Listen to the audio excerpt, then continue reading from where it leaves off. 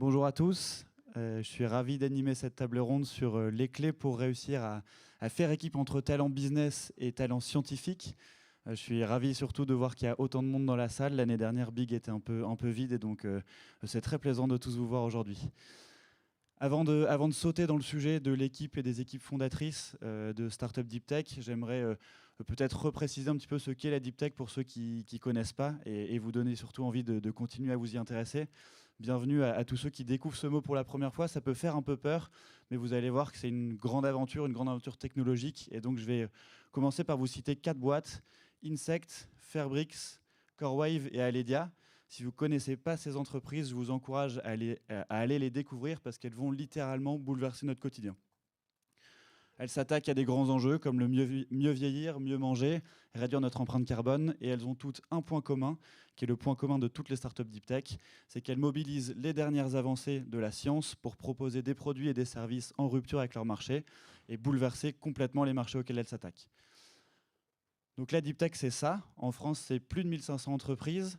Elles ont toutes ce point commun de mobiliser la science au service d'un monde meilleur. Et au cœur de ces aventures technologiques, il y a des hommes et des femmes qui œuvrent quotidiennement pour dessiner le futur de notre monde et le futur de notre quotidien.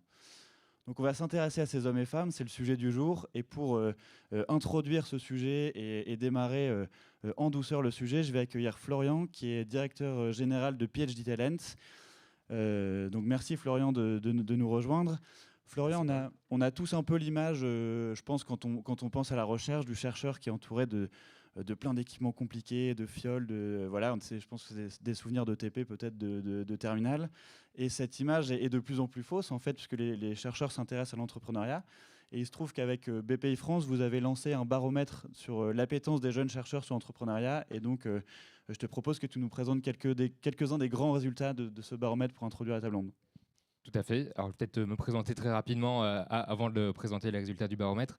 Donc, effectivement, je suis Florian Dregnasi. Je suis cofondateur et directeur général de PhD Talent, qui est le leader européen de la mise en relation entre chercheurs et entreprises.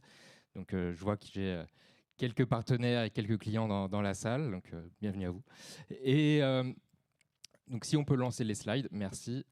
Donc, depuis 2020, on a lancé un baromètre avec la direction Deep Tech de BPI France qui consiste à mesurer le niveau d'information, de motivation et de formation des jeunes chercheurs à l'entrepreneuriat Deep Tech en partant de l'idée que ces jeunes chercheurs-là, on parle des doctorants, on parle des jeunes docteurs, des postdocs, qui peuvent être un pool très intéressant pour la création de startups Deep Tech, puisque c'est eux qui ont les mains dans le cambouis dans les labos, qui développent les technologies, qui développent la science, qui font avancer les connaissances et qui donc pourraient être des cofondateurs ou des fondateurs de startups Deep Tech. Donc, pour information, je suis moi-même docteur, j'ai fait une thèse en physique quantique entre Thales et l'École Polytechnique que j'ai soutenue en 2015. Donc très rapidement, je vais revenir sur les résultats 2021 du baromètre. Donc on a interrogé plusieurs milliers de jeunes chercheurs avec, pour l'édition 2021 du baromètre, une nouveauté, puisqu'on a aussi interrogé les encadrants de ces jeunes chercheurs, à savoir les directeurs de laboratoire, les encadrants de thèse, les directeurs de thèse, les directeurs d'école doctorale, dans l'idée de comprendre comment ils interagissaient sur ce sujet de l'entrepreneuriat et de l'entrepreneuriat deep tech. Donc, sur l'édition 2021, on a recueilli plus de 1300 réponses de jeunes chercheurs, plus de 400 réponses d'encadrants, avec, dans le cas des encadrants, des entretiens dirigés par une sociologue pour comprendre, pour avoir des informations plus qualitatives, pour compléter les informations quantitatives liées au questionnaire en lui-même. Qu'est-ce qu'on en ressort très rapidement de ce baromètre? Alors, les résultats que je vais présenter sont vraiment très synthétiques. Vous pourrez retrouver l'ensemble des résultats sur les sites internet de BPI France et celui de PhD Talent. Donc, qu'est-ce qu'on retient du côté des jeunes chercheurs particulièrement? Déjà, en 2020, on avait montré que quasiment la moitié des jeunes chercheurs étaient intéressés par l'entrepreneuriat deep tech et se voyaient fondateurs ou cofondateurs d'une startup deep tech. Ce chiffre-là, donc les questionnaires, on les a envoyés en début d'année 2020 et en début d'année 2021. Donc, au début d'année 2020, on n'avait pas encore le Covid en France. Et donc, ils arrivaient à se projeter. Et donc, en début 2021, ce chiffre est resté extrêmement stable malgré la crise, malgré les incertitudes économiques. On a relevé que 42,5% des jeunes chercheurs continuaient à rester intéressés par la création de startups deep tech. Alors, c'est quoi la création de startups deep tech pour un jeune chercheur? C'est en grande majorité avoir un impact sur la société. C'est ce que disait Paul tout à l'heure. C'est nourrir le monde, c'est créer de nouvelles mobilités, c'est soigner. Et donc, c'est comme ça que se projettent les jeunes chercheurs quand ils montent une startup deep tech, c'est avoir un impact sur la société. Pour aller vers le sujet d'aujourd'hui, il y a quand même un sujet qui est le sujet de la compétence et de la capacité à créer une startup deep tech quand on est jeune chercheur. Alors qu'on ait un parcours purement académique ou qu'on soit passé par des grandes écoles avant, on n'a pas forcément été formé à tous les aspects business liés à la création de startup. Moi-même, quand j'ai créé ma startup, PhD Talent, je me suis un peu cassé les dents. Donc, même si ce n'est pas du tout une startup deep tech, loin de là, on est une startup de service, tous les aspects business, il a fallu les apprendre sur le tas et j'aurais aimé qu'on me les apprenne avant, pendant mon doctorat, tout simplement. Ceci étant, il y a un peu plus de la moitié des jeunes chercheurs qui considèrent qu'ils ont les compétences nécessaires pour le faire. Mais ce qu'on voit, c'est qu'il y en a encore beaucoup qui n'ont pas suivi de formation à l'entrepreneuriat dans leurs écoles doctorales, dans leurs collèges doctoraux, donc qui sont les établissements, pour faire simple, qui accueillent les doctorants administrativement et qui gèrent les formations des doctorants. Et donc là, on voit qu'il y a un vrai levier pour former ces jeunes chercheurs à l'entrepreneuriat et qu'ils soient sensibilisés aux aspects business. Pourquoi j'insiste sur les aspects business? C'est que quand on leur demande ce qu'ils veulent à ces jeunes chercheurs, en grande majorité, c'est justement ces aspects business, c'est être formé sur les aspects business pour pouvoir discuter avec éventuellement des cofondateurs. On aura l'occasion d'en discuter juste après. Et donc, que ce soit l'étude de marché, le business plan, le business model, tout ça, ils se sentent assez éloignés de ces sujets-là. Et donc, ils aimeraient en savoir plus. Et aujourd'hui, ils sont assez peu satisfaits des formations qui leur sont proposées. Enfin, et ça va avec ce que je disais juste avant, c'est OK, les jeunes chercheurs ont envie d'être formés à l'entrepreneuriat. Ils ne le font pas vraiment, mais ils ont envie.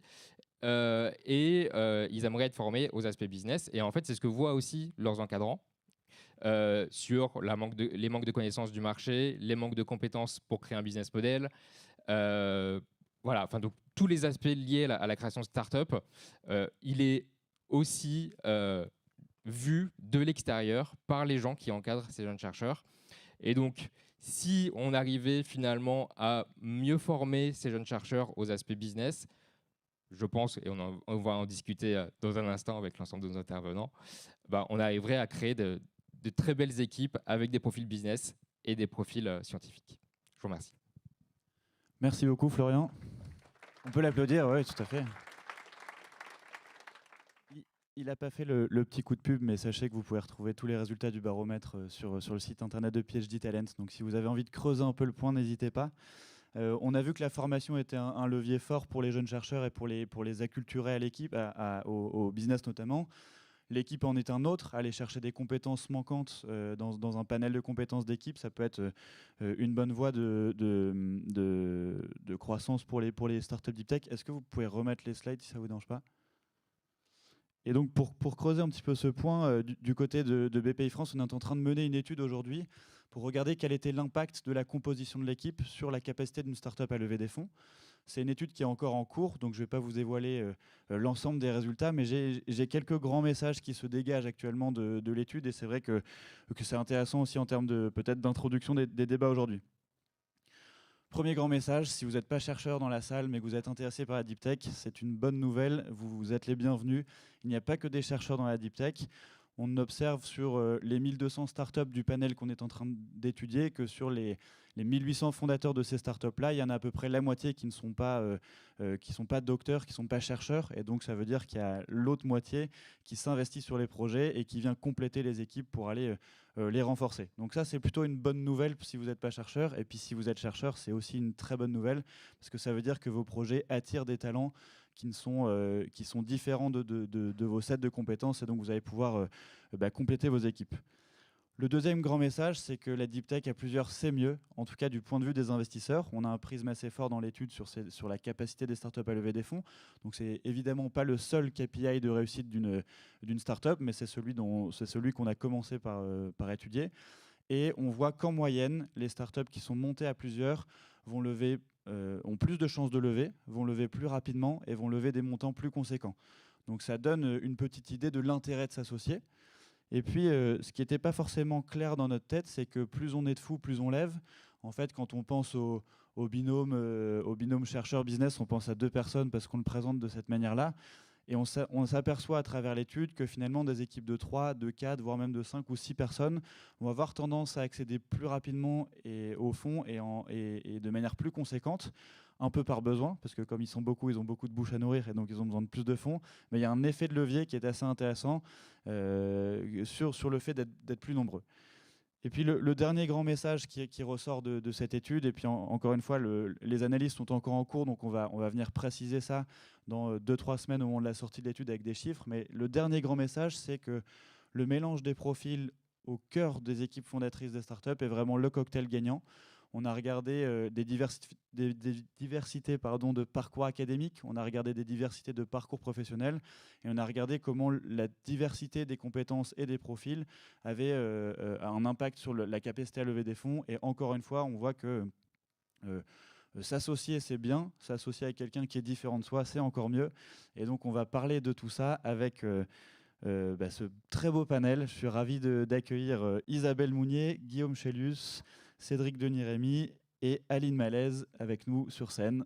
Vous pouvez nous rejoindre et enlever vos masques si vous le souhaitez, mais vous avez le droit de les garder si vous êtes Covid-proof. Voilà.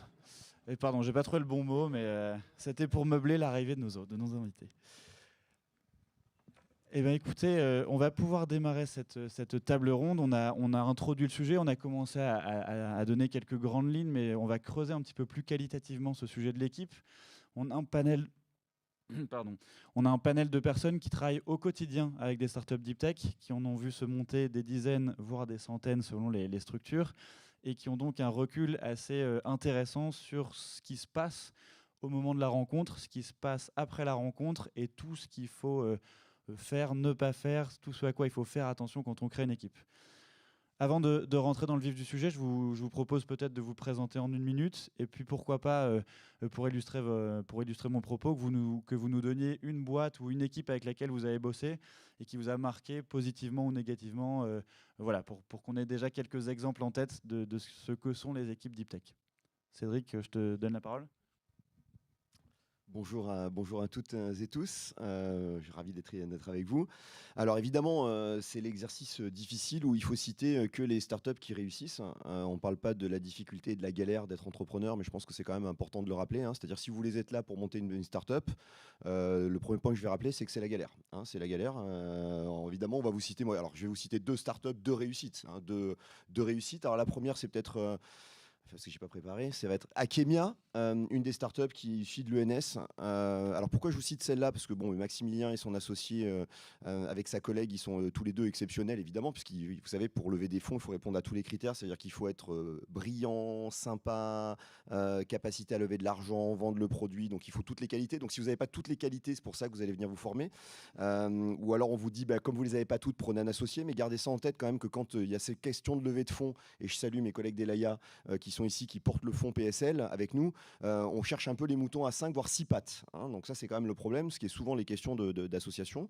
Et le deuxième aspect, c'est effectivement la question de ces montées en compétences sur ce sujet. Donc Akemia, pourquoi? Parce que c'est une start-up qui est issue d'un laboratoire, qui a fait une première levée de fonds et qui est partie pour en faire plein. Et surtout parce que moi, j'y croyais pas du tout à la techno au départ, puisqu'ils font des questions de sorte de criblage moléculaire aujourd'hui pour trouver des nouveaux médicaments, et qui est un élément assez ancien.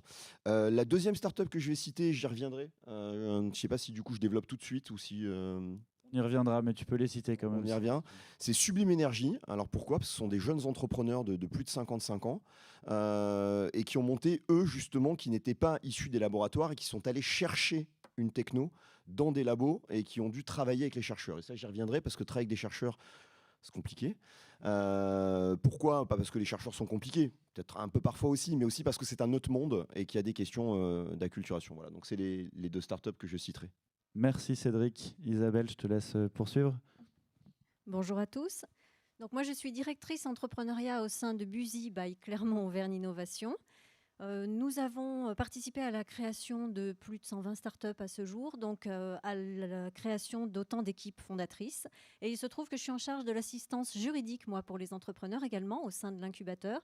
Et que c'est donc naturellement vers moi que se tournent les entrepreneurs lorsqu'ils souhaitent formaliser leur association ou lorsque, ça peut arriver, l'association dégénère et se passe moins bien. Donc j'aurai plein d'exemples de galères à vous donner par la suite. Bonjour à toutes et à tous, je suis Guillaume Chélius, je travaille chez INRIA Startup Studio, qui est un programme national porté par INRIA et dédié aux porteurs de projets de startups dans le domaine de la deep tech numérique. Nous accompagnons en ce moment un peu moins de 40 projets par an avec une ambition de monter en charge au fil des ans.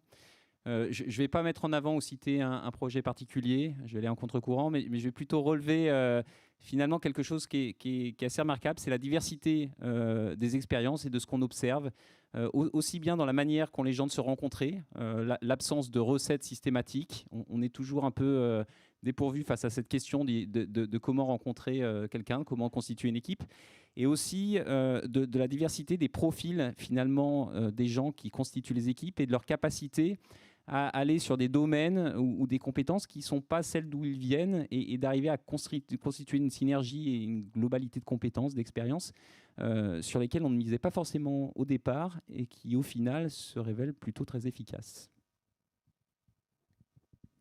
Bonjour à tous, moi je suis Aline Malaise, je suis la responsable RH de Pulsalis. Alors Pulsalis en 2 mots, c'est un incubateur et un accélérateur d'innovation deep tech de l'Université de Lyon, donc sur Lyon et Saint-Étienne. À ce titre, nous créons environ une 12aine de startups par an et on a fêté notre 100e startup cette année. Mon job à moi, c'est en effet de participer à la construction de ces équipes dirigeantes, donc l'équipe chercheur business. J'ai un exemple en tête que je vais vous partager. Il s'agit de la startup Gaoma Therapeutics, qui est une biotech qui travaille sur un candidat médicament contre l'épilepsie. Lorsque je les ai rencontrés il y a 3 ans, cette équipe de scientifiques, puisqu'ils étaient 3, on revient sur le nombre de fondateurs, venait de se séparer de son CEO et ça s'était vraiment mal terminé. Donc on a beaucoup travaillé avec eux sur les raisons de cet échec, sur leur mode de fonctionnement, sur leur vision du projet, leurs valeurs, ce qu'ils attendaient. Et on a finalement fait rentrer un tout jeune CEO, Jordan Guyon, moins de 30 ans, 1,65 m, je pense. Et finalement, 3 ans après, il a fait ses preuves. Il a gagné la confiance de l'équipe. Preuve en est, puisque cette start-up a été lauréate iLab cette année. Et ils ont même réussi leur première levée de fonds. Voilà, donc des belles histoires comme ça, on en a tout plein à vous raconter. Merci à tous les 4. Alors, je vais rajouter un petit critère dans l'étude. Du coup, je vais regarder comment la taille du cofondateur influence sur les levées de fonds et sur les concours iLab. Non, mais vraiment merci à tous les 4. Aline, tu peux garder le micro. À la SAD Pulsalis, tu l'as dit, vous avez fêté votre 100e startup. Bravo pour ça. 100e startup créée et accompagnée.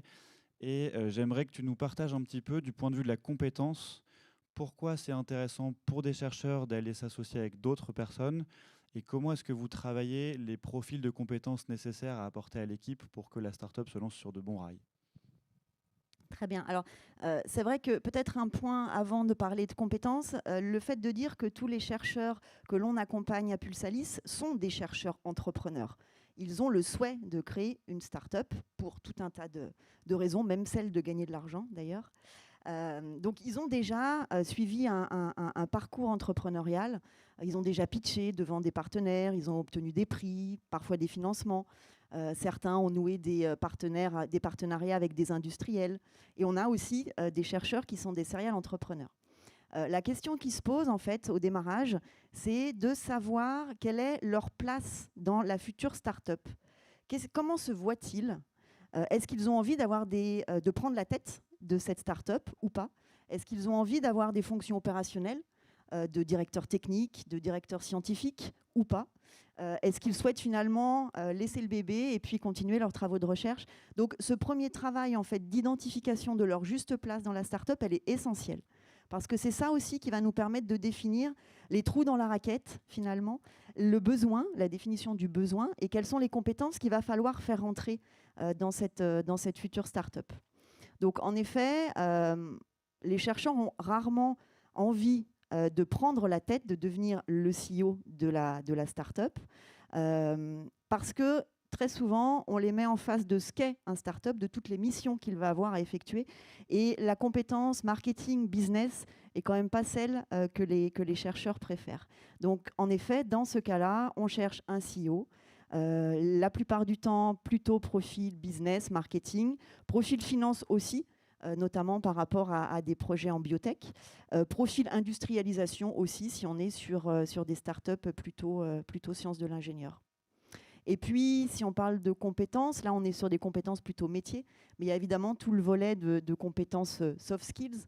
Et là, on fait un gros travail, notamment avec BPI, sur qu'est-ce qu'on a besoin comme compétences quand on est CEO. Et là, on en parlera sans doute un peu plus tard. Merci. Guillaume, j'aimerais te poser une question en rapport avec ces compétences. Finalement, quand on cherche à s'associer, il y a évidemment tout le fit, la culture de l'entreprise, les valeurs, et puis il y a cette compétence qu'on va chercher chez quelqu'un d'autre. Mais malgré tout, au moment où l'histoire se crée, où la boîte se lance, il y a un mélange qui se fait finalement entre les compétences des uns et des autres. Il y a une acculturation au métier de l'autre dans l'équipe qui se fait.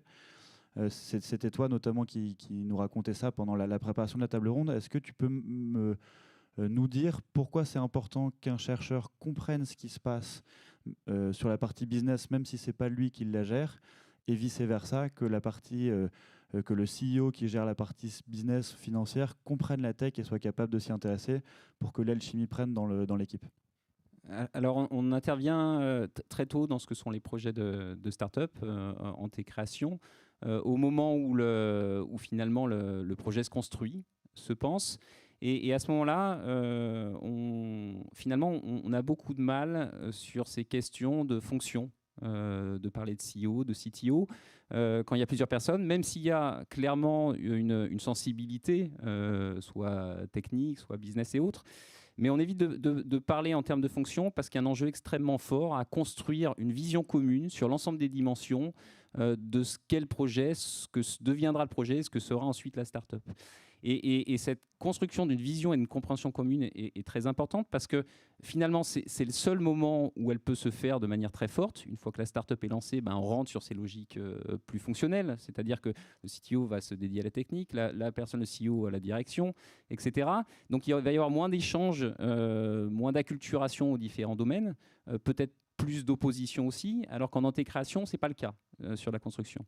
Et c'est aussi extrêmement important parce que finalement, la direction que va prendre la start-up est le mélange de tous les enjeux qu'il peut y avoir autour du projet, que ce soit des enjeux techniques, sur par exemple quel niveau de maturité est-ce qu'il reste, quel niveau de maturité de la technologie, quel type de développement est-ce qu'il va falloir encore faire, sur des choix de marché. Quel segment est-ce qu'on va viser, sur des choix applicatifs également. Et il faut que les choix soient compris et que les enjeux des deux côtés soient compris.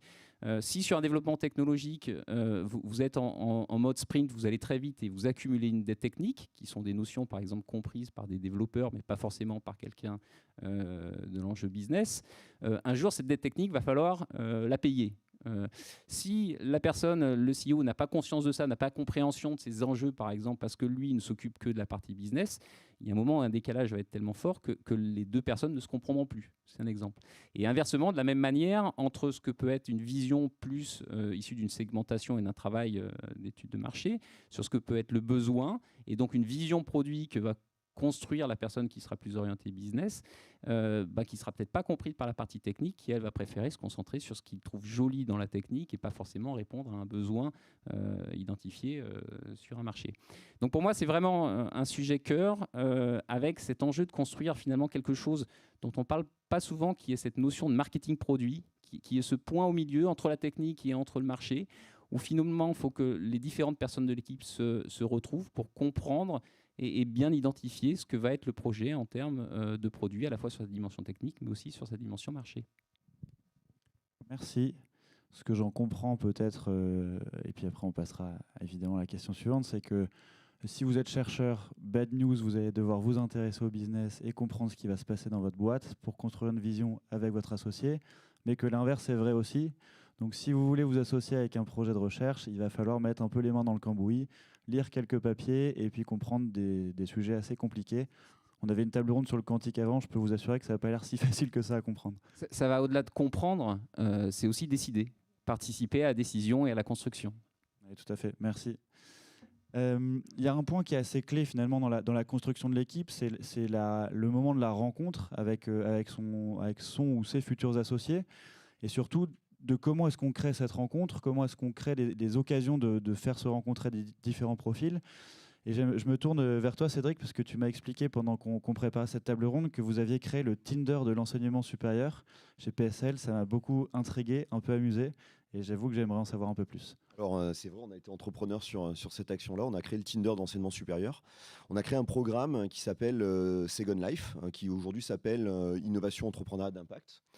L'idée, c'était quoi? L'idée, c'était ce qu'on entend dans les propos et qu'on comprend assez bien, c'est qu'aujourd'hui, on a une jeune génération de chercheurs, post-doc, PhD, qui vont monter ces boîtes. Mais si je fais une boutade et que je me dis je veux obtenir les 500 objectifs du gouvernement de Startup Deep Tech dans l'année, on ne pourra pas les faire. Parce qu'en fait, on manque de femmes et d'hommes pour monter des boîtes. On en manque, ce n'est pas les technos qui manquent, c'est des femmes et des hommes pour monter des boîtes. Et le deuxième problème qu'on a, c'est que tous les chercheurs qu'on a, ces jeunes brillants ou ces jeunes qui ont monté des boîtes, qui sont brillants, ils sont toujours dans la boîte. C'est-à-dire qu'on n'a pas, c'est en train de changer, mais on n'en a pas 50 qui ont fait des exits en se disant tiens, j'ai cash out, j'ai pris mon argent et je vais monter un deuxième projet. Quand vous regardez tous les start-upers que vous voyez à la télé qui sont super, même Zuckerberg, il est toujours dans sa boîte. Je fais l'anecdote, mais on en a très peu en France qui ont monté une boîte, qui sont sortis, qui ont la capacité d'en monter une deuxième. Donc tous ceux qui ont eu cette courbe d'apprentissage, qui ont fait des erreurs, qui ont appris, ne sont pas en capacité d'en monter une deuxième. Donc à chaque fois, alors ça va changer là, parce que justement, on commence à avoir une génération de gens qui sortent et qui sont en capacité. Et donc ce qu'on a dit, c'est qu'on va créer un programme pour non seulement d'un côté être capable d'acculturer, ça on le comprend bien, former à toutes ces questions qu'on a vues, le management, la finance, la techno, etc. Et le deuxième aspect, c'était de dire comment est-ce qu'on va être capable de leur faire rencontrer des chercheurs et les acculturer au monde de la recherche. Et on a créé un programme qui est une sorte de learning expédition de plateforme dans les labos. Mais la clé, c'est pas qu'ils apprennent très vite. La clé, c'est qu'ils rencontrent les chercheurs. Parce que, comme on l'a dit, il y a une certaine alchimie. S'il y avait des clés, ce que disait il y a quelques minutes Guillaume, si on avait déjà la clé, on aurait trouvé le programme, on vous aurait dit, voilà, alors il faut un peu de ça, un peu de ça, un peu de ça, les chercheurs, c'est réglé, on sait faire. Non, en réalité, il y a une alchimie qui va se faire entre les femmes et les hommes, parce qu'on va s'associer, c'est pire qu'un contrat de mariage, donc on va s'associer pour du long terme, et donc on a pris ce temps-là. Et donc on a monté ce programme dans lequel on a pris des gens, alors au départ, on les a adressés pour les plus de 50 ans, puis finalement, on a baissé la barre. Alors pourquoi c'était plus de 50 ans au départ? La raison, c'est qu'en fait, on voyait qu'à l'inverse, tous les programmes étaient faits par des jeunes, parce qu'en gros, ils n'avaient pas besoin d'argent pendant les premières années. C'est-à-dire qu'en gros, vous pouvez dormir pendant 3 ans sur un canapé, vous n'avez pas une famille à fonder, etc. Jusqu'à 50 ans, vous avez souvent des responsabilités. Et au-delà de 50, on avait une population de cadres qui avaient bien réussi leur vie professionnelle, mais qui avaient envie de donner du sens et qui n'avaient pas envie de monter un Tinder pour drone ou d'ubériser leur chat à la maison. Ils avaient envie de faire un truc qui avait du sens. Et ils venaient nous voir en nous disant est-ce que vous n'avez pas des technos ou des projets qui peuvent avoir du sens? C'est pour ça d'ailleurs qu'on l'a changé, qu'on l'appelle à impact aujourd'hui, parce qu'on veut s'engager. Et là, ça c'est le truc qui est génial, c'est qu'on a à tout âge cette capacité, si ce n'est que quand on rentre à 50 ans, on sait qu'on ne va pas faire 10 boîtes. Voilà. Et donc, la technologie n'est pas un problème, le sujet technique n'est pas un problème, il faut s'y former, mais tous les thématiques peuvent permettre de monter des boîtes deep tech. Donc on a monté d'ailleurs Sublime Énergie avec ces deux qui sont associés. Ça s'est mal passé la première fois, ils ont remonté, mais ils ont levé un peu plus d'1 million. Ils ont remporté l'ILab, l'INOV. Ils ont remporté toutes les étapes. Bon, maintenant, on consomme du cash. Et le dernier point, c'est peut-être à l'exception de la santé, où la santé demande un écosystème particulier, des capitaux particuliers. C'est d'ailleurs pour ça que dans le cadre de l'université PSL, on s'associe au projet de Paris Santé Campus, qui est cet incroyable incubateur dans le domaine de la santé numérique qui va s'ouvrir dans Paris dans quelques jours. Donc je tease un peu sur l'ouverture.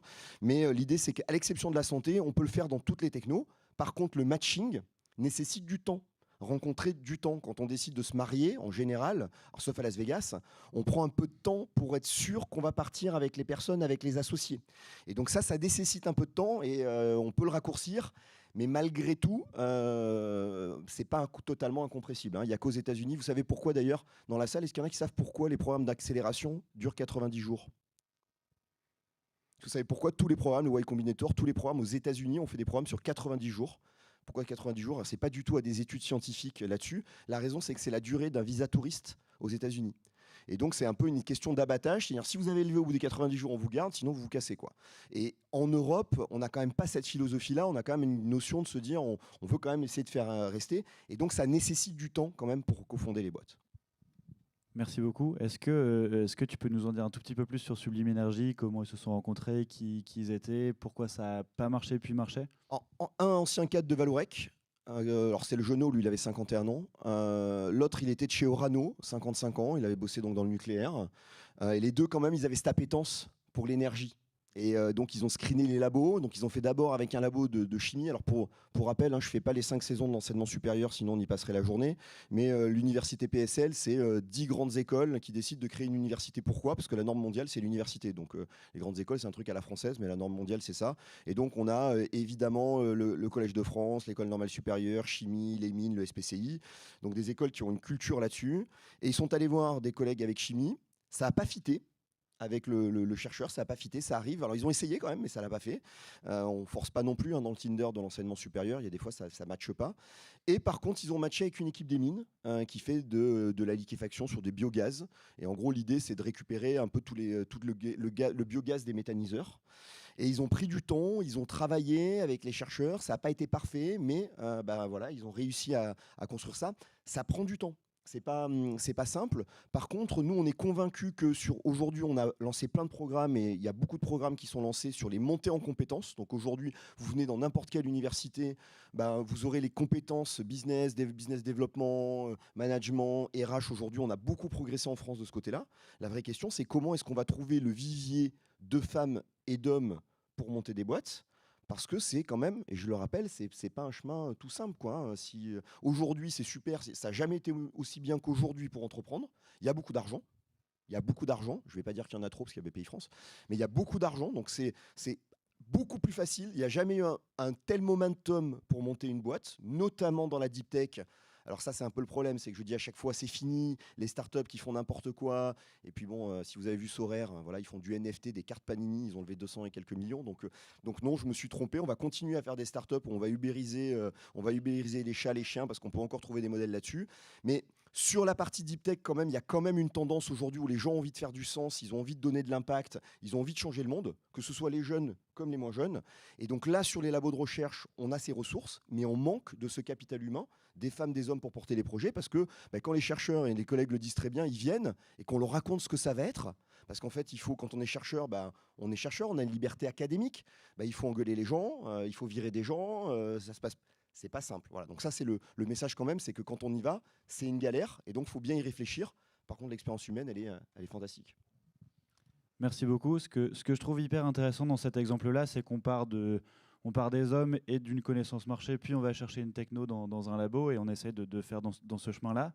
À l'inverse, chez Pulsalis, vous partez souvent de projets qui sortent des labos avec des chercheurs déjà impliqués et vous devez faire le chemin inverse d'aller chercher des gens pour compléter l'équipe. Est-ce qu'Aline, tu peux nous raconter un petit peu pour vous comment ça se passe, ces recherches de profils, comment vous êtes outillés pour le faire et puis comment vous arrivez du coup à créer ces rencontres avec des profils les plus intéressants possibles? Oui, je rebondis, on manque beaucoup de femmes en fait. Dans nos startups, on a un taux de féminisation de nos CEO qui est quand même relativement faible. Alors on monte des programmes d'incubation spécifiques. On s'engage à présenter une femme dans chacune de nos shortlists. Mais les filles, allez-y, quoi. Hein. Vous avez toutes les compétences, il n'y a aucun doute là-dessus, mais croyez en vous. Ça, c'était le premier message. Après, oui, sur la manière dont on va sourcer nos CEO, enfin nos associés de manière plus globale, on a fait le choix chez Pulsalis de se doter d'un portail de mise en relation il y a à peu près 3 ans, dont s'est inspiré Tandem pour BPI. Et également, on a monté une offre de service RH à destination de nos startups. Alors, au-delà de l'outil qui reste finalement une plateforme de recrutement dédiée, ça permet surtout de professionnaliser en fait toute la démarche de sourcing. Quand je dis professionnaliser, ça veut dire qu'on part au départ sur, on l'a dit tout à l'heure, la définition du profil. En fonction de l'équipe qui est en place, quelles sont les compétences qu'on doit faire rentrer, quels sont les trous dans la raquette, et donc quel est le profil du ou de la candidate idéale. Et le fait de travailler cette fiche de poste avec les chercheurs, les scientifiques, ça permet aussi d'avoir leur engagement en fait dans la démarche. Donc ça, c'est important. Ensuite, quand on a une plateforme dédiée, c'est sûr que ça permet une diffusion multicanale de nos offres. Ça permet donc d'avoir une meilleure attractivité. Ça permet de sourcer beaucoup plus de candidats et candidates et surtout de sourcer des profils diversifiés. Et ça, c'est hyper intéressant pour nos scientifiques qui, la plupart du temps, regardent un peu dans leur réseau qui pourrait potentiellement venir travailler avec eux. Donc là, ça permet vraiment d'ouvrir le champ des possibles, d'ouvrir les chakras. Et c'est toujours intéressant pour eux d'avoir ce vivier. Voilà. Une fois qu'on a notre pool de candidats, c'est un process de recrutement finalement assez identique, avec un certain nombre d'entretiens. Tu parlais tout à l'heure beaucoup, en effet, de cette complémentarité et de la compréhension mutuelle qu'il doit y avoir. Et c'est là où intervient le volet soft skills, en effet, où on a fait un gros travail en amont avec nos chercheurs pour savoir comment ils fonctionnent. On peut même se doter d'un certain nombre d'outils RH. Comment ils fonctionnent, quels sont leurs modes de communication, gestion de conflits, etc., pour essayer de trouver le candidat qui sera le plus en adéquation avec ça. Voilà.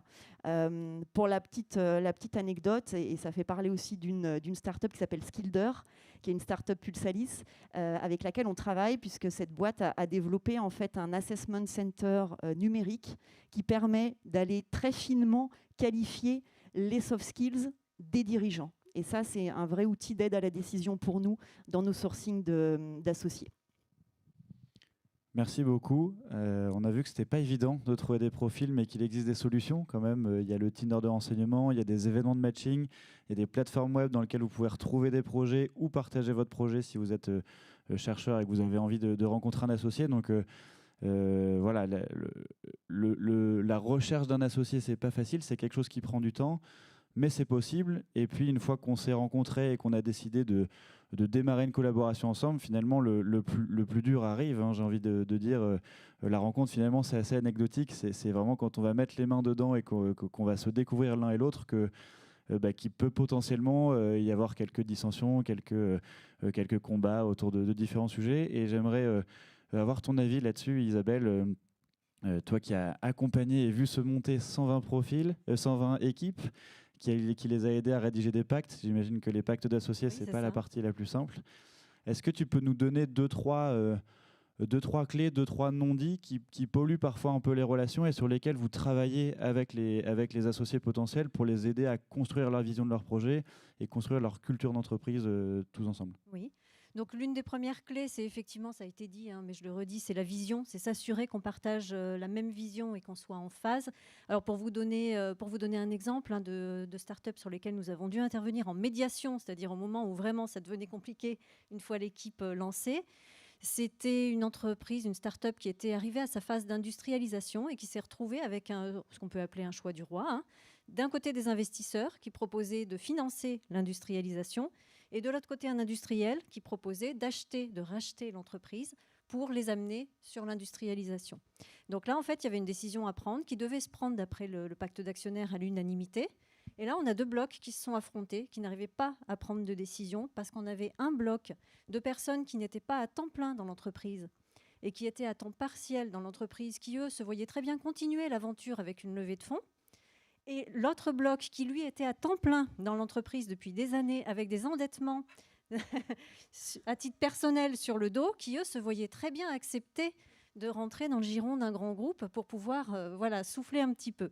Et donc là, il a fallu effectivement travailler très fortement et se dire que ça, il aurait fallu l'anticiper. Parce que ça peut s'anticiper en parlant dès le début. Donc ça, c'est un premier conseil. Un deuxième conseil, oui, ils ont été rachetés. Ils ont été rachetés, l'entreprise a continué en toute autonomie. Et d'ailleurs, les entrepreneurs, ceux qui étaient à temps plein dans l'entreprise, sont de nouveau au sein de l'incubateur. Ils repartent sur un projet en ce moment. Donc voilà, ça s'est plutôt bien passé pour tout le monde. Donc ça, c'est un premier exemple. Un deuxième exemple, c'est de s'assurer que quand on va chercher un profil business et qu'on va l'associer avec une équipe scientifique, c'est de s'assurer qu'on se comprenne sur la temporalité.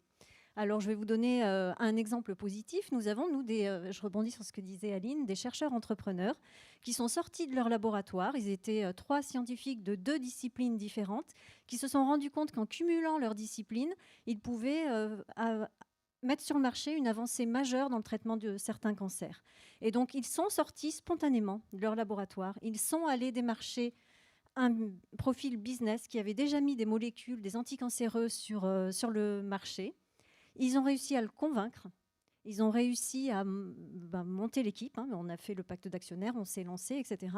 Et la start-up a réussi à obtenir un grand prix du jury au concours ILAB, donc ce qui est le Graal en fait dans l'entrepreneuriat deep tech. Donc là, tout l'enjeu, ça a été de s'assurer qu'on était bien en phase sur le calendrier scientifique, parce qu'on a un profil business qui a tendance à vendre aux investisseurs à telle date, on a tel résultat, en oubliant un petit peu que la R&D, par définition, le calendrier peut glisser un petit peu et qu'il faut faire attention. Il y a des précautions de langage à avoir avec les investisseurs. Voilà, c'est un deuxième exemple. Et puis, un troisième exemple, après je passerai la parole, c'est là, pour le coup, c'est mon expérience juridique sur la gestion plutôt conflit qui me fait dire il faut surtout avoir le courage d'avouer ses frustrations au moment de l'association, au moment des discussions. Alors, d'expérience, les frustrations, elles portent sur quoi? Elles portent sur des choses comme la répartition du capital. On peut avoir tendance, parce qu'on a souvent des notions de hiérarchie, notamment scientifiques, vous en parlerez par la suite, qui font que celui qui est moins élevé dans la hiérarchie va accepter un pourcentage inférieur et que au fond de lui, il va se sentir frustré parce qu'il considère qu'il amène plus ou qu'il apporte plus que celui qui est son supérieur. Voilà, donc ça peut être un premier sujet et ça, il faut vraiment avoir le courage d'en parler. C'est pas simple, mais il faut le faire parce que si on n'en parle pas, ça va être aggravé plus tard. La frustration va ressortir multipliée plus tard. Donc on a ce sujet-là. On a le sujet de la rémunération, qui est un sujet qui arrive souvent. C'est une frustration qui peut arriver très souvent. C'est quelqu'un qui accepte une rémunération à contre-cœur, sans oser dire qu'il trouve que ce n'est pas tout à fait aussi élevé que ce qu'il aurait voulu et qui, quelque temps après, revient avec des revendications. Et on a aussi bête que ça, le titre. Voilà, le titre, la répartition fonctionnelle. Quelqu'un qui estimait qu'il aurait aimé faire ça, qui se serait vu faire tel type de fonction, assumer tel type de fonction, qui n'a pas osé le dire, et puis ça peut très fortement déstabiliser la start-up par la suite. Donc tout ça, il faut vraiment en parler le plus tôt possible. Merci beaucoup. Alors en préparant tous les 6 tables rondes, on s'est dit qu'on ne serait jamais exhaustif sur ce sujet-là, parce que chaque équipe est différente. Ce que je trouve intéressant quand même, c'est que on voit que les 3 autres hochent la tête avec des grands sourires quand on évoque certains points, et donc on voit que c'est des frustrations récurrentes, quoi. Donc c'est du vécu, et on n'abordera pas tout, mais sachez que ça, c'est du vécu, en tout cas.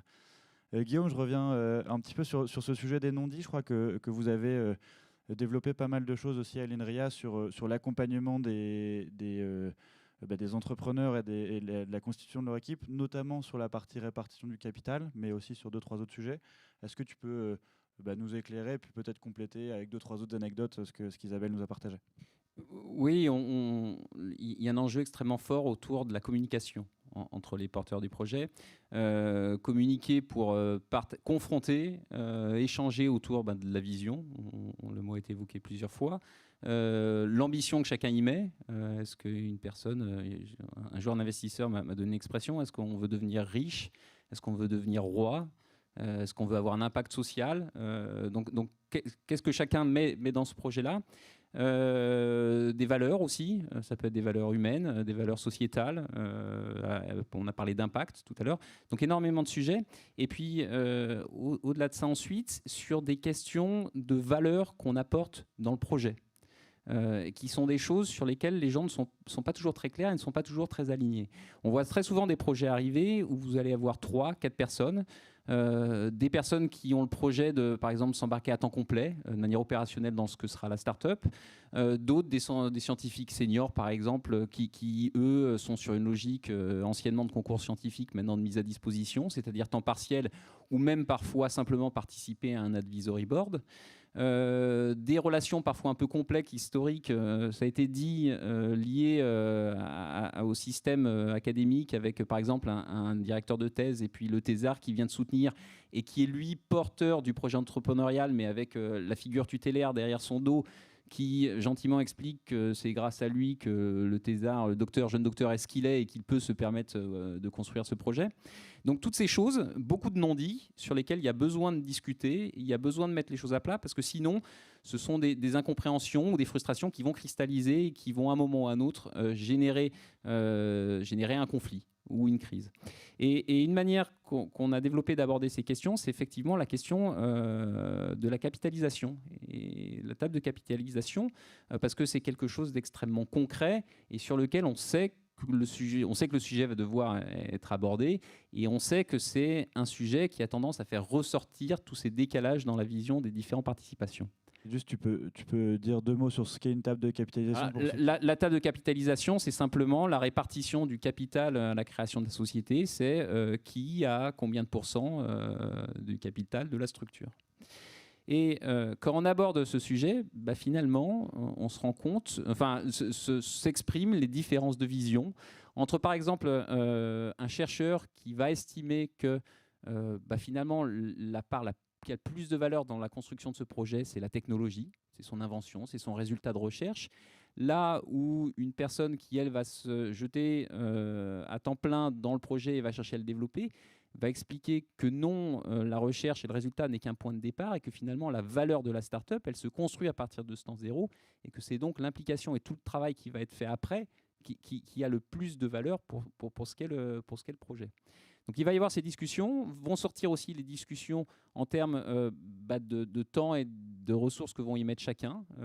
C'est pas la même chose que d'être un scientifique, de rester directeur de laboratoire, de participer à une start-up 20% à 20% de son temps, que d'arrêter sa carrière académique, de se lancer sans forcément de parachute et de prendre un risque personnel sur ce qu'est le développement de la société.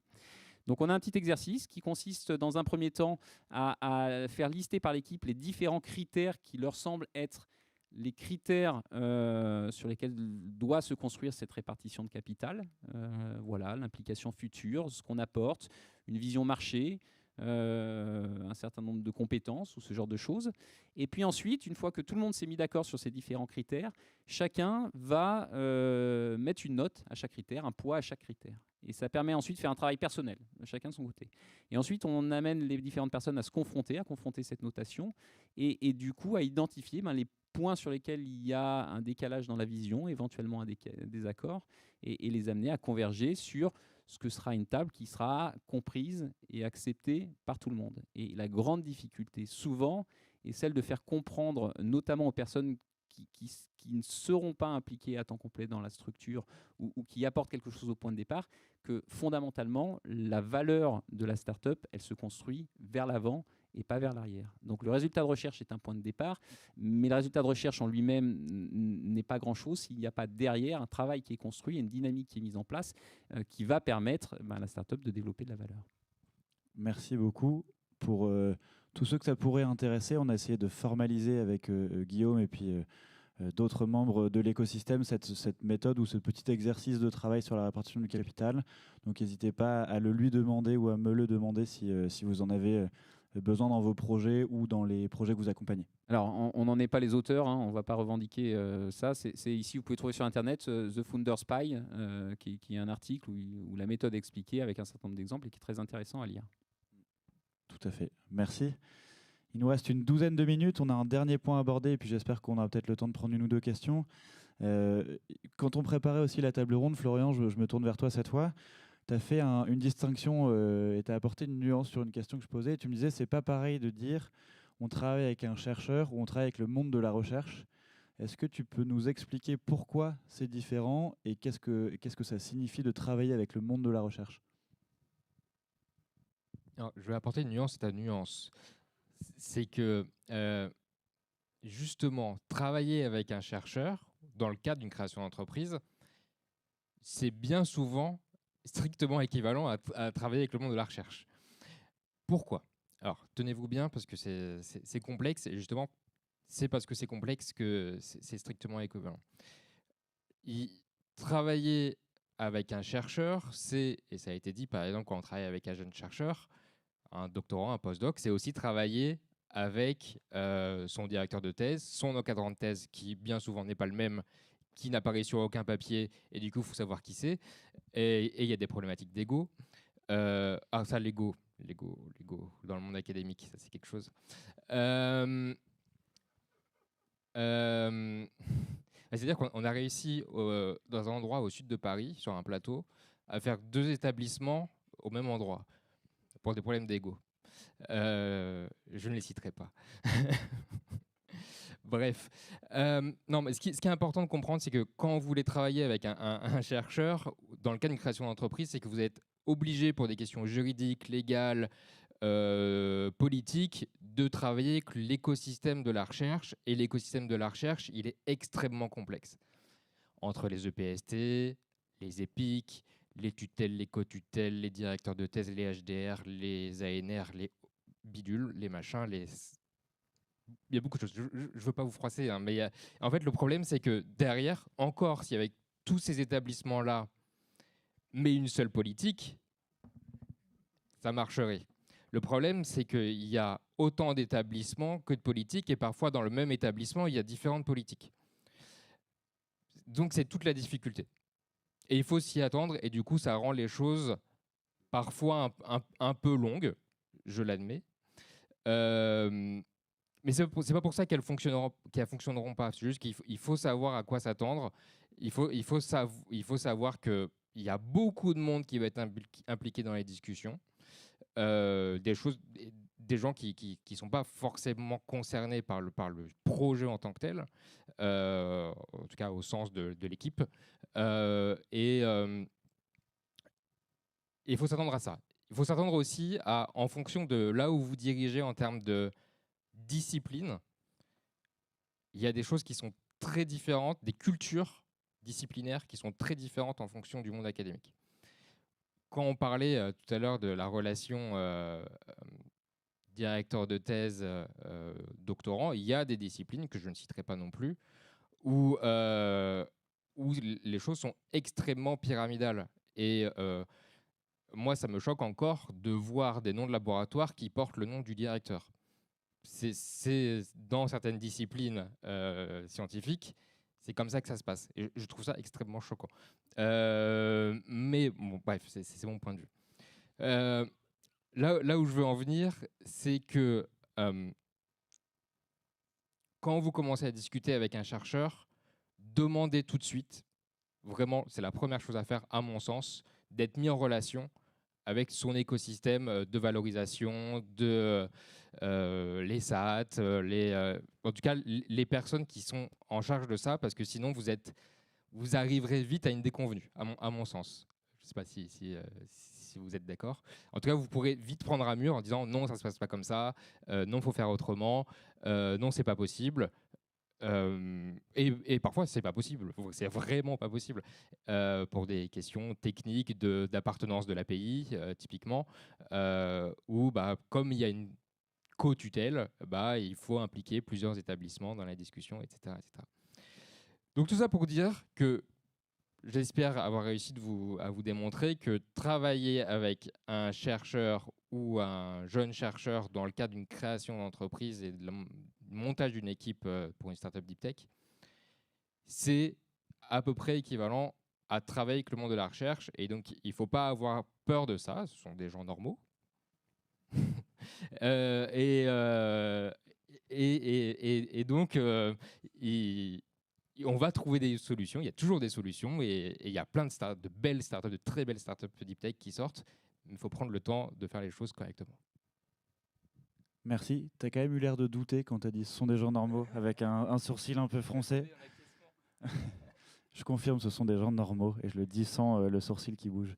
Cédric, vous êtes confronté à ça finalement. Vous avez des gens qui se reconvertissent, qui viennent du monde des grandes entreprises, qui ne connaissent pas du tout le milieu de la recherche. Comment vous les aidez très concrètement pour qu'ils découvrent ce milieu-là et qu'est-ce que vous leur apportez dans la découverte du monde de la recherche? Alors, peut-être déjà, je vais répondre à Florian en disant qu'il est dur. On a inventé un concept dans l'enseignement sup qui est la couche de simplification.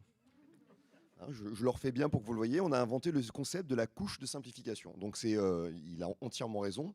Et d'ailleurs, ça a été dans notre programme, donc notre programme de formation à l'innovation et à l'entrepreneuriat d'impact.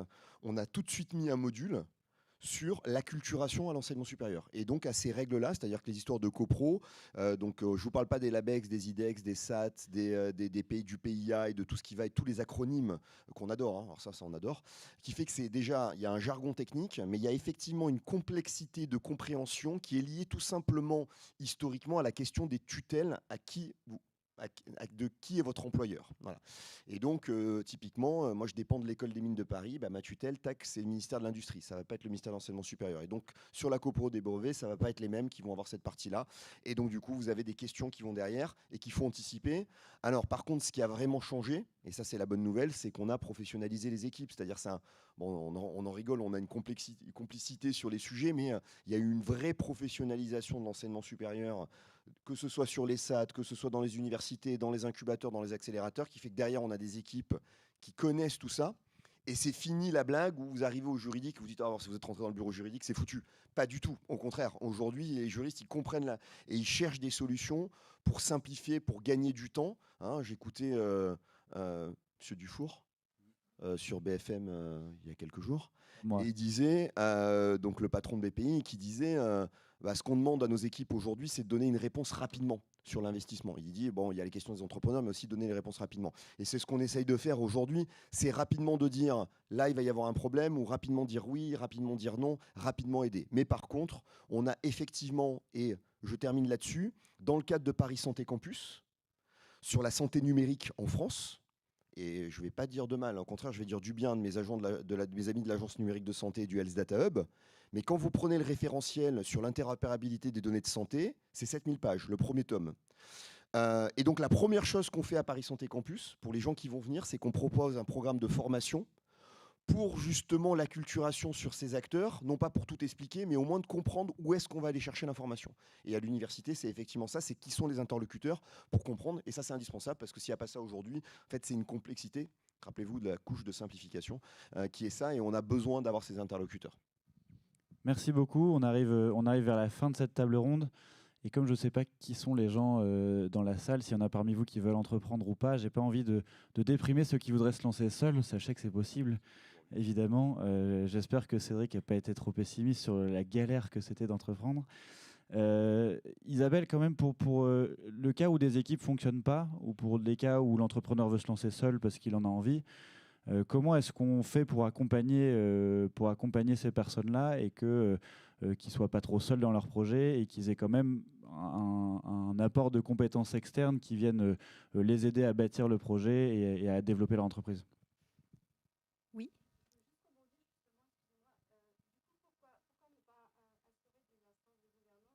Merci. Nous y venons justement. Merci. Très bonne question. Oui, parce que c'était ma réponse. Donc en fait, peut-être que tu peux répéter la question. Je suis voilà, pas sûr la que tout le question monde... c'était pourquoi ne pas introduire des instances de gouvernance qui permettraient à l'entrepreneur de ne plus être seul au sein de l'entreprise, même s'il n'a pas dès le départ une équipe plurielle.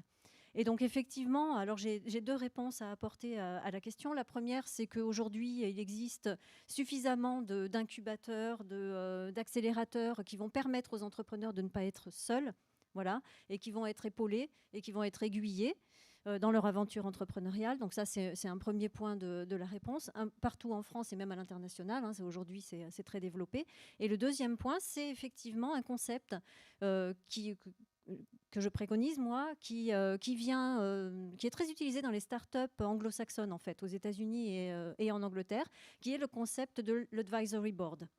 Voilà. Alors, l'advisory board, pour vous expliquer, moi, j'ai démarré ma carrière dans une start-up franco-anglaise qui valorisait les travaux de recherche d'un prix Nobel de chimie avec l'université de Cambridge qui était actionnaire de l'entreprise et qui apportait 17 brevets au capital. Donc il y avait tout pour que ce soit compliqué. Ça s'est passé extrêmement facilement, simplement, donc on peut le faire. C'est déjà le message que je veux faire passer. Et dans cette entreprise-là, dès le démarrage, parce que c'est la culture anglo-saxonne, l'entreprise avait un board. Voilà, un advisory board. Et pour vous donner des exemples, l'advisory board, ce n'est pas un conseil d'administration. L'advisory board, c'est un conseil d'experts extrêmement pointus sur des domaines très précis que vous allez pouvoir activer ponctuellement sur des sujets qui vont vous permettre d'avancer. Et ça permet d'accélérer en fait le développement de la start-up dans un premier temps. Ça permet de crédibiliser l'entreprise auprès des investisseurs parce que si ces personnes-là ont accepté de passer du temps sur votre entreprise, c'est que quelque part, ils ont détecté un vrai potentiel. Ils n'associeraient pas leur nom n'importe comment si ce sont des pointures de leur domaine à votre entreprise. Voilà. Et ça permet à la fois à l'équipe ou à l'entrepreneur d'apprendre à interagir avec un board, puisque sur les projets Deep Tech, on l'a dit très souvent, on a des levées de fonds à faire et à un moment donné, il va falloir interagir avec des investisseurs dans un conseil d'administration ou un conseil de gouvernance. Et là, on sera prêt parce qu'on aura déjà interagi correctement avec un advisory board. Juste pour donner un exemple, je termine là-dessus, sur les experts que nous avions, nous, dans la start-up franco-anglaise, nous avions un expert sur les sujets réglementaires aux États-Unis. Voilà, parce que l'objectif, c'était d'amener sur le marché aux États-Unis une molécule médicamenteuse. Donc, nous avions un expert de ce sujet-là. Nous avions un expert de la levée de fonds aux États-Unis, parce qu'on ne fait pas les levées de fonds aux États-Unis de la même façon qu'on les fait en Europe, et ce n'est pas sur les mêmes volumes non plus. Et nous avions un expert de la signature de contrats, de la négociation et signature de contrats avec les grosses industries pharmaceutiques dans le monde entier. Voilà, c'était 3 personnes qu'on n'activait pas forcément tout le temps en même temps, mais qui étaient là et qui ont donné une vraie impulsion à l'entreprise. Merci. Juste au timer, c'est quand même magnifique. Je vais quand même prendre 30 secondes pour conclure. Si vous restez sur votre faim, que vous aviez des questions à poser, je suis sûr que tous les 6, on restera quelques minutes de plus dans la salle pour vous répondre. En guise de conclusion, on l'a vu, s'associer, c'est bien. C'est bien, on peut le dire, ça aide les entreprises à se développer. C'est un challenge, c'était probablement pas très facile avant, ça le devient de plus en plus grâce à ce très beau panel d'intervenants. Donc merci d'aider les entrepreneurs à se rencontrer et à créer de belles équipes. Et ça porte ses fruits puisqu'on a maintenant des dizaines, des centaines, voire bientôt des milliers d'exemples de startups Deep Tech qui se sont lancés avec des très belles équipes, des très hauts projets et un impact fort sur le monde. Donc bravo à eux et merci à tous d'être intervenus sur cette belle table ronde.